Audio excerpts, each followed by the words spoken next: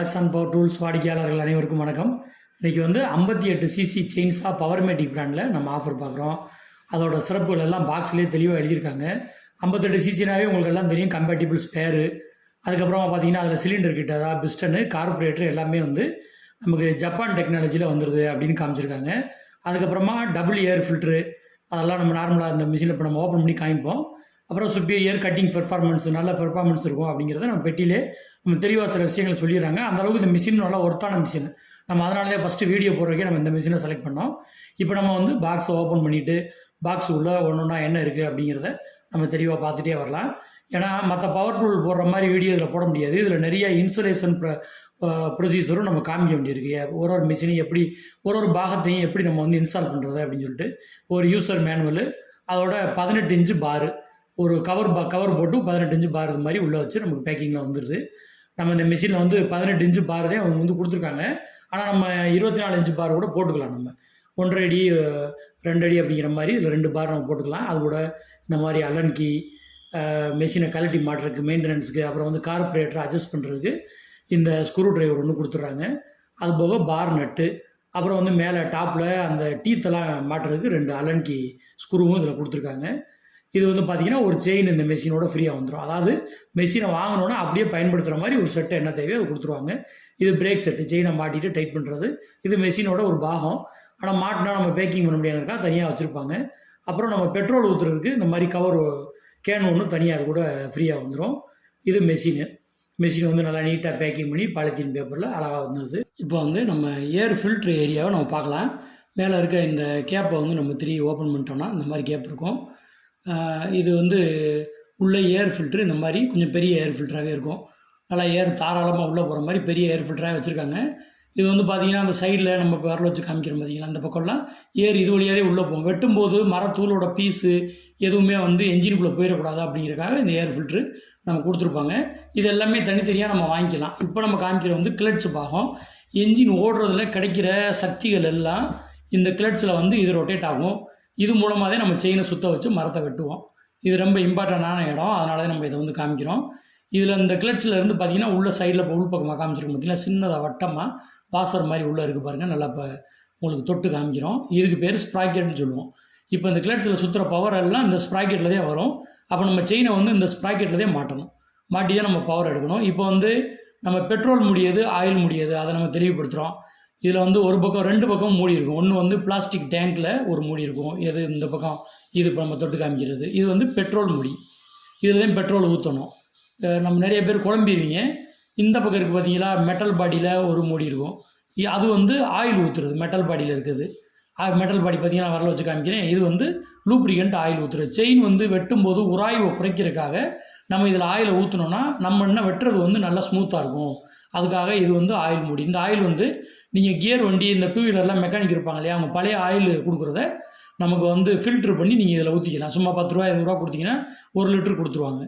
இப்போ நமக்கு வந்து ஆக்சிலேட்டரை காமிக்கிறோம். ஆக்சிலேட்டர் வந்து சும்மா நம்ம வேலை செய்யும்போது ஒரு தவறுதலாக கூட அழுத்தி மிஷின் ஓடிடக்கூடாது அப்படிங்கிறதுக்காக ஒரு இன்டர்லாக் கொடுத்துருப்பாங்க. இப்போ பாருங்கள், சும்மா அழுத்தினா அழுத்தாது. மேல் பக்கம் இருக்கிற அதை அழுத்திக்கிட்டு இதை அழுத்தினாலே ஒரு மிஷின் வந்து ஓடும்.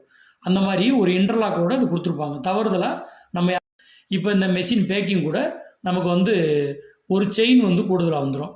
இந்த செயினை வந்து ஓப்பன் பண்ணிவிட்டு முருகல்லாம் இல்லாமல் இந்த மாதிரி நேராக நம்ம எடுத்துக்கிட்டு பயன்படுத்தணும். இப்போ நம்ம காமிச்சிருக்க மாதிரி நேராக செயினை வந்து நல்லா எடுத்து வச்சுக்கணும். எடுத்து வச்சுட்டு இப்போ நம்ம சொல்கிற மாதிரி நம்ம போனோம்னா செயினை எப்படி மாட்டுறது, எப்படி அட்ஜஸ்ட் பண்ணுறது எல்லாமே நம்ம சொல்லிக் கொடுக்குறோம். இது வந்து கைடு பார்னு சொல்லுவதுக்கு பேர். அதில் அந்த பள்ளமாக இருக்குது பார்த்திங்களா, அந்த பள்ளத்தில் தான் செயின் வந்து ரயில் மாதிரி அதில் பிடிச்சிக்கிட்டு ஓடும். அதை நம்ம இப்போ எப்படி மாற்றணும்னு பாருங்கள். அந்த நடுவில் இருக்க ஓட்டம் மூலமாக அந்த செயின் சாலை வர்ற பாருக்குள்ளே கொடுத்துட்டு நம்ம அதை வந்து செயினோட நீளத்தை பொறுத்து அதை இழுத்து அட்ஜஸ்ட் பண்ணி மாட்டிக்கிற மாதிரி நம்ம அதை இழுத்து கூட காமிச்சிருப்போம். இப்போ செயினை வந்து நம்ம உள்ள ஒரு ஸ்ப்ராக்கெட் சின்னமாக ஒரு வட்டமாக சுற்றுறது காமிச்சோம் பார்த்திங்கன்னா, அதில் போய் செயினோட பல்லை மாட்டிட்டு இப்போ கேடு பாரில் அந்த பள்ளத்துக்குள்ளே எல்லாம் நம்ம உள்ளே தள்ளி இதை மாட்டணும். இது நம்ம ஓரளவுக்கு இப்போ நம்ம காமிச்சிருப்போம். நம்ம காமன் நாலேஜ் இருக்கவங்க பார்த்தாவே நம்ம நீங்களே மாட்டிக்கலாம். அதுக்கப்புறமா இந்த மாதிரி மாட்டி நல்லா ஓரளவுக்கு டைட்டாக இழுத்து பிடிச்சிக்கிட்டு இதுக்கு பேர் பிரேக் செட். இப்போ மாட்டுறதுக்கு பேர் பச்சை கலரில் கவர் மாட்டுறோம். இது மெஷினோட ஒரு பாகம் தான் தனியாக இருக்கும். இதை எடுத்து அப்படியே நம்ம நட்டை போட்டு டைட் பண்ணிட்டோம்னா இது வந்து செயினையும் பாரையும் அசையாமல் பிடிச்சிக்குவோம். இப்போ நம்ம செய்கிறோம் பாருங்கள். இது மாதிரி ஓரளவுக்கு டைட் பண்ணிடணும். இப்போ இதில் வந்து இன்னொரு விஷயம், இந்த செயின் மாற்றம் இல்லையா, இதோட பொசிஷன் எது முன்பக்கம் பின்பக்கங்கிறது. ஏன்னா வெட்டும்போது பதமான பக்கம் போய் மரத்தில் பட்டாதே வெட்டும். அது வந்து பார்த்தீங்கன்னா அந்த சைடை கிராஸாக இருக்குது பாருங்கள், அது பார்த்தாவே தெரியும். நீங்கள் கண்ணில் பார்த்தீங்கன்னா இன்னும் தெளிவாக தெரியும். அதே பதமாக இருக்கும். அது வந்து நுனி வெட்டுற பக்கம் நுனிய பக்கம் இருக்கணும். மெஷினை பக்கம் வந்து அந்த பதம் குறைவாக இருக்க பக்கம் இருக்கணும். இப்போ நான் ஓரளவுக்கு நல்லா க்ளோஸ்அப்பாகவும் லாங் வியூலையும் ரெண்டுமே காமிச்சிடறோம்.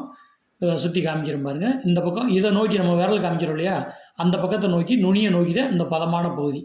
ஒரு பக்கம் அகலமாக பதமாக இருக்கும், இன்னொரு பக்கம் குறுகலாக பதம் இல்லாமல் இருக்கும். அகலமான பக்கம் நுனி பக்கத்தை நோக்கி இருக்கணும் அப்படிங்கிறத நம்ம இப்போ தெளிவாக உங்களுக்கு காமிச்சிருக்கோம். நீங்கள் மாட்டும் போது செயின் இப்படி தான் மாட்டணும். அதுக்கப்புறம் இந்த மாதிரி லூஸாக இருக்கா இழுத்து பார்க்கணும். கீழே மேலேயும் லூஸாக இருந்ததுன்னா இந்த நம்ம டைட் பண்ணோம் இல்லையா, இந்த நட்டு ரெண்டி கொஞ்சம் லூஸ் பண்ணிவிட்டு இந்த சைடில் அந்த பிரேக் செட்லேயே ஒரு நட்டு இருக்கும். இதை நம்ம டைட் பண்ணோன்னா கிளாக் வைஸில் சுற்றினோன்னா டைட் ஆகும். ஆன்டி கிளாக் வைஸில் சுற்றினோன்னா உங்களுக்கு வந்து லூஸ் ஆகும். அப்போ செயின் லூஸாக இருக்குன்னா இதை டைட் பண்ணிக்கணும். ரொம்ப டைட் பண்ணிடக்கூடாது. டைட் பண்ணிவிட்டு செயின் சுற்றுதான்னு செக் பண்ணிக்கிறோம் அந்த இடத்துல. இந்த மிஷினுக்கு வந்து பெட்ரோல் ஃபில் பண்ணும்போது டிவிஎஸ் 50க்கு ஊற்றுற மாதிரி பெட்ரோல் கூட 50 ml, அதாவது 1 லிட்டருக்கு 50 ml 2T ஆயில் கலந்து தான் இதில் ஊற்றணும் பெட்ரோலு. வெறும் பெட்ரோலை ஊற்றுனோன்னா லூப்ரிகன்ட் இல்லாமல் பிஸ்டன் வந்து பிடிச்சிக்கும். அதனால் பெட்ரோல் ஊற்றுறது ஆயில் கலந்து ஊற்றணும். இப்போ நம்ம வந்து பெட்ரோல் இந்த பக்கம் நம்ம சொன்னோம் இல்லையா, அது மாதிரி பிளாஸ்டிக் பாடி இருக்க பக்கம் இருக்க மூடியை திறந்துட்டு பெட்ரோல் ஃபில் பண்ணிட்டோம். இப்போ கிட்டத்தட்ட 6 லிட்டருக்கு மேலே நம்ம உள்ளே ஊற்றிருக்கோம். ஊற்றிட்டு மூடி வந்து நல்லா கேஸ் கட்டோடு இருக்கும். அதனால் பெட்ரோல் லீக்கேஜு அந்த மாதிரி ப்ராப்ளம்லாம் வராது. நல்லா பக்காவாக இருக்கும். அதனால் நல்லா டைட் பண்ணிட்டீங்கன்னா லீக்கும் இருக்காது. இப்போ நம்ம மெஷினை வந்து எப்படி ஸ்டார்ட் பண்ணுறோம், அதுக்கு என்னென்ன மெத்தட் பண்ணணும் அப்படின்னு காமிக்கிறோம். இது வந்து சுவிட்சு. இந்த சுவிட்ச் வந்து இப்போ மேல் பக்கம் தள்ளி இருந்ததுன்னா ஆன். இதை தள்ளிட்டால் மட்டும்தான் நம்ம இழுக்கும் போது மெஷின் ஸ்டார்ட் ஆகும். மெஷின் ஓடிக்கிட்டு இருக்கும்போது வேண்டாம்னா கீழ் பக்கம் தள்ளிடணும். அதுவாக மெஷின் ஆஃப் ஆகிடும். அப்போ ஆஃப் ஆகிறனால இந்த சுவிட்சு தான் மெஷின் அந்த சுவிட்சை வச்சு தான் ஆஃப் பண்ணணும். இப்போ நம்ம எப்படி ஸ்டார்ட் பண்ண போகிறோம் பாருங்கள். மேலே சுவிட்சை தள்ளிட்டு சோக்கை இழுத்துருக்கோம். இப்போ வெளியில் இப்போ டிப்புன்னு ஒரு சத்தம் வந்தோடனே திருப்பி சோக்கை உள்ளே தள்ளிட்டு நம்ம ஸ்டார்ட் பண்ணுறோம். ஒரு 2 இழுவை 3வது இழுவையில் மெஷின் ஸ்டார்ட் ஆகிடும். பாருங்கள் நல்லா ஸ்டார்ட் ஆகிடுச்சு. ரேஸ் பண்ணுறோம். இப்போ நம்ம மெஷின் எப்படி ஸ்டார்ட் பண்ணுறோன்னு பார்த்துட்டோம். இதை எடுத்துகிட்டு போயிட்டு ஒரு இடத்துல கொண்டு போய் நம்ம வந்து ஒரு புளியங்காடு, அந்த புளியங்காட்டில் எப்படி ஸ்டார்ட் பண்ணுறோம் அப்படின்னு சொல்லிட்டு நம்ம ஒரு மரத்தை வெட்டி காமிக்கிறதுக்கு நம்ம சாம்பிள் ஒன்று காமிச்சிருக்கோம். சோக்கை வெளியில் இழுத்துக்கிறணும். சுவிட்சை மேலே ஏற்றிட்டு 1 இழுவை 2 இழுவை எப்படி இழுத்திங்கன்னா மெஷின் வந்து ஸ்டார்ட் ஆகிரும். இப்போ நம்ம மெஷின் அந்த டிப்புன்னு வந்தோடனே சோக்கை நார்மல் பண்ணிடணும், இல்லைன்னா மெஷின் ஸ்டார்ட் ஆகுது. இனி வர்றதெல்லாம் சாம்பிள். இந்த மிஷின் நம்மகிட்ட இப்போ நிறைய ஸ்டாக் இருக்குது. தேவைப்படுறவங்க நம்மளை வாட்ஸ்அப்பில் தொடர்பு கொண்டு நீங்கள் ஆர்டர் கொடுத்து எடுத்துக்கலாம். தேவைப்படுறவங்க நம்ம வாட்ஸ்அப்பில் தொடர்பு கொடுங்க. நன்றி, வணக்கம்.